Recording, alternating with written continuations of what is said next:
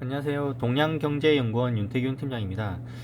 어, 지금 블로그 올린 시간으로 보면 이제 2020년이 밝았는데요. 제가 중고등학교 다닐 때 이제 보면 2020년쯤에는 제가 뭐 하고 있을까라고 많이 상상을 많이 했었는데요. 지금 이렇게 연구원, 원가에 산 연구원으로서 이제 강의도 하고 공공기관에 이제 보고서 납품도 하고 그렇게 하고 있네요.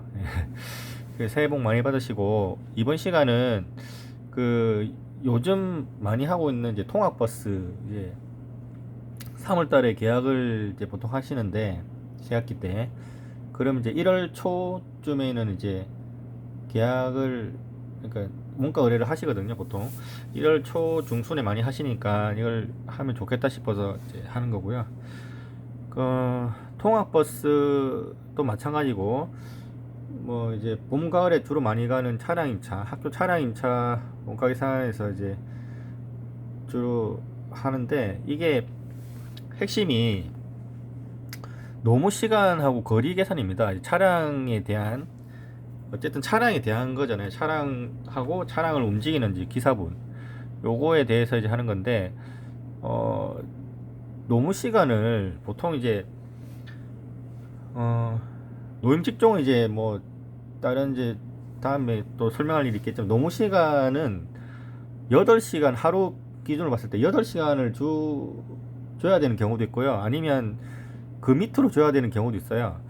그 무슨 말이냐면, 일단 차량 임차만 놓고 보면은 뭐 당일치기 뭐 1박 2일 뭐 2박 3일 많은데, 하루 기준으로 뭐 예를 들어서 뭐 실제 운행 시간은 뭐 왔다 갔다 해가지고 총 뭐 5시간, 6시간, 뭐 7시간 걸릴지 몰라도, 이게 사람이, 이게 버스 대표에서 보면은 그 사람이 하루 6시간을 쓴다고 해서 6시간만 계산을 물론 해도 돼요. 해도 되는데, 만약에 그 6시간 밀린 데서 그 2시간을 다른 데 쓸 수 있냐? 아니죠. 그래서 보통은 뭐 대기 시간, 모든 이제 재료비도 마찬가지로 이제 할증률, 로스율이 있는데, 노무비도 그런 게 있어요. 막 정확하게 운행한 시간이 뭐 6시간이라고 치면, 나머지 이제 그 여유율을 감안해 가지고, 대기 시간이라든가 뭐 이제 정비 시간 뭐 이런 거 감안해서 8시간을 쳐주는 경우도 있습니다. 어쨌든 통학버스, 차량임차 통학버스 약간 다른데요. 통학버스는 뭐냐, 이게 실제 운행 시간으로 하면 엄청나게 그 작거든요. 뭐 해봐야 뭐 한두 시간, 2시간, 많아야 또 3시간인데, 최근에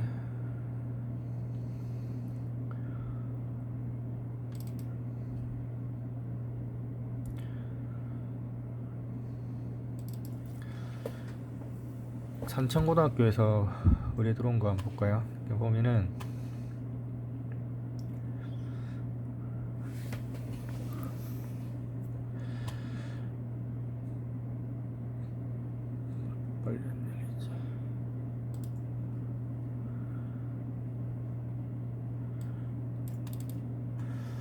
여기 보시면 뭐 산천고등학교는 뭐 통학도 있었고 기숙사 따로 있었는데, 일단 이게 이제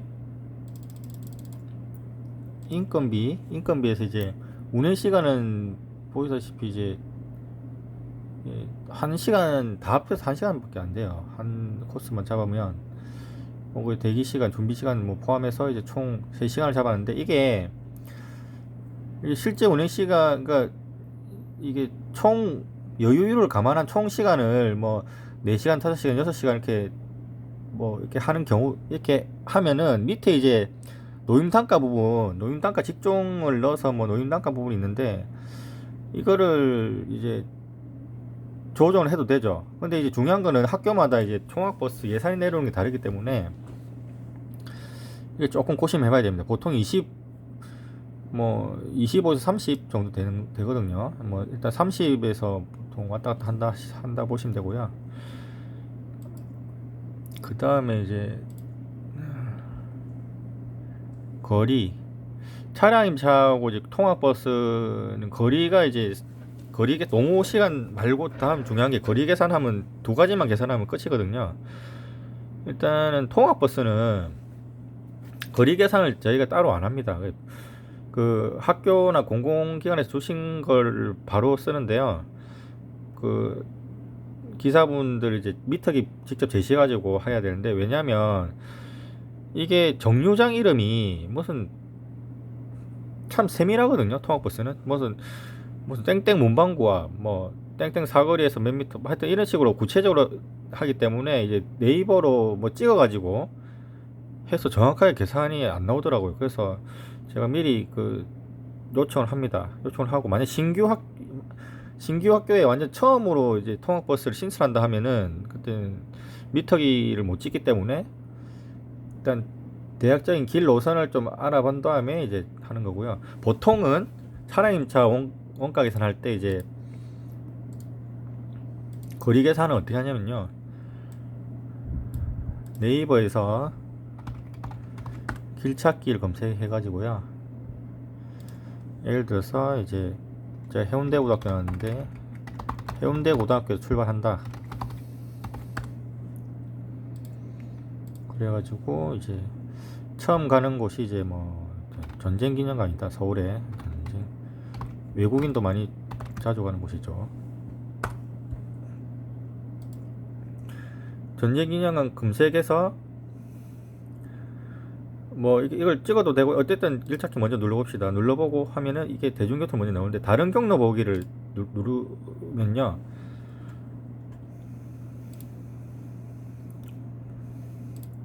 이렇게 나오는데 이제 자동차, 대중교통, 자전거 뭐 이제 도보인데, 버스니까 자동차를 눌러야겠죠. 자동차 눌러서 그 다음에 이제 이렇게 쭉 나오는데, 실시간 교통정보 포함을 체크 해제를 해야 됩니다. 이게 체크를 해도 되고요, 안 해도 되는데, 이게 저희는 이제 예정 가격을 산정하는 거니까 뭐 실시간을 감안 안 해도 되는 거죠. 체크 해제를 하고, 그 다음에 이게 지금 보면 이제 편도가 5시간 17분 걸리고 뭐 이제 총 거리가 있는데, 여기서 지금 뽑아내야 할 정보는 거리랑 통행료입니다. 통행료.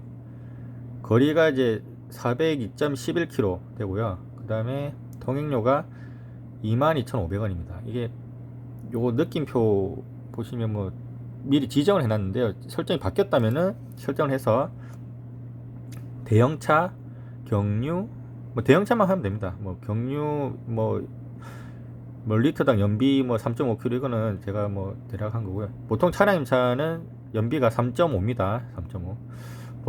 보통 더 되는 경우도 있는데요. 실제 연비로 계산을 해야 되기 때문에 3.5로 넣은 거고요. 그 다음에 대형차를 해가지고 입력 완료하면은, 한번 설정하면은 컴퓨터에서 뭐 업데이트 포맷하지 않는 이상은 이제 바로 끝까지 가고요. 일단 이렇게 하면 402.11km 통행료 22,500원 딱 됩니다. 그리고 전쟁기념관에서 다음 장소로 갈 때, 그러면 요 보시면 출발지 도착지 전환이라는 게 있습니다. 요 옆에 요걸 누르면 바뀌죠.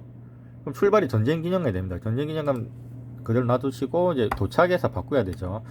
그럼 예를 들어서 뭐 숙소 바로 간다 치면 올림픽 잠실에 있는 올림픽 파크텔 해서 길찾기 누르면 여기서 쭉 가는 게 19.21km, 뭐 통행료는 없고요. 이렇게 해서 이제 하면 됩니다. 출발지, 도착지 검색하고 엔터 누르고 길찾기 하면은 이제 거리랑 통행료 요것만 체크하셔가지고 빼면 되고요.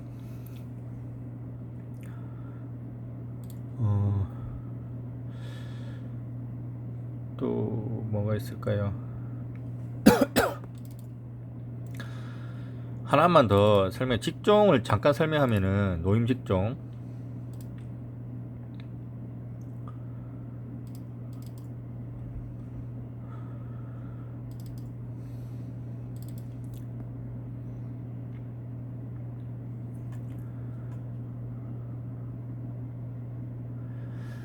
이게 처음에 원가 계산을 좀 시작을 하면은 이 처음에 뭐 다 어렵겠지만 처음에 시작할 때 이게 차량 임차를 할 때 어떤 비목이 들어가고, 여기서 지금 보면 인건비, 뭐 차량에 대한 연료비, 뭐 차량 감가상각비, 유지비, 뭐 인적 보험료, 차량 보험료, 뭐 세금과 공과, 뭐 이런 차량에 대한 비목들을 뭐 들어간지 모른다는 거거든요. 일단 그거는 차츰차츰 제가 뭐 연락드리고 그 뭐 강의해드리고, 제일 중요한 게 인건비가 이제 그 금액이 이제 단가 곱하기 수량인데, 인건비 금액을 치면은 노임 단가 곱하기 노무 수량이 있는데,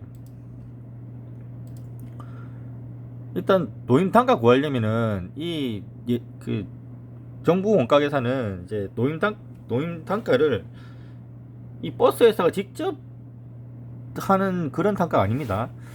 정부 원가 계산이니까 시중 노임 단가를 적용해야 되거든요. 그 시중 노임 단가 중에 이제 뭐 공사도 있고 제조도 있지만, 이제 여기는 공사를 썼거든요. 공사 중에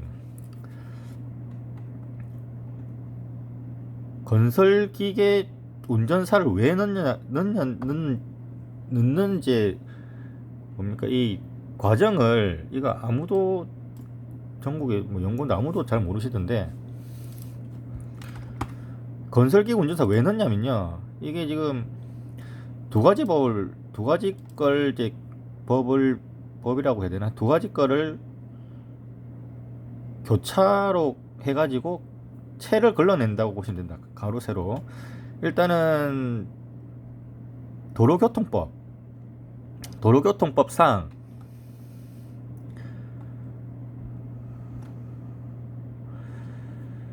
운전할 수 있는 차의 종류가 있습니다. 보통 이게 뭐 대형 면허가 있고 보통 면허가 있는데, 대형 버스니까 당연히 대형 면허가 필요하죠. 일종 대형 면허를 하려면 뭐 승합자동차, 화물장차, 일종 보통은 이제 보면 15인승 이하 승합자동차, 적재 중량 12톤 미만의 화물장차인데, 이게 정확하게 물려지는 게 있어요. 품새에 보면은 이 적재 중량 12톤 미만의 화물자동차가 표준 품새에 보시면 화물차 운전사로서 적재 덤프트럭 12톤 미만이 화물차 운전사예요. 자, 그러면 이게 이렇게 설명할 수 없습니다. 이렇게 제가 이제 하도 안 되니까 이제 찾아서 넣은 거예요. 보통 면허보다 올라가야 되니까 대형 면허는 그러면 12톤 이상이 되겠죠. 적재 중량. 그러면 표준 품셈에 덤프트럭 12톤 이상이 건설기계 운전사가 되는 거예요. 이렇게 법은 없지만 제가 논리적으로 푼 거예요. 그게 연구원의 역할이고요. 보고서를 뺏긴다고 되는 게 다 아닙니다. 이 처음 연구원 시작하시는 분들도 많을 텐데, 나름대로 생각하셔야 돼요. 보고서 뺏긴다고 다가 아니에요. 일단은 이번 시간은 여기까지 하고요. 다음 시간은 아직 생각을 안 해봤지만, 일단 연구원 직종이 1월달, 2월달 좀 바쁘기 때문에 좀 생각해 보고요. 좀 유익한 시간을 좀 더 가져보도록 하겠습니다. 감사합니다.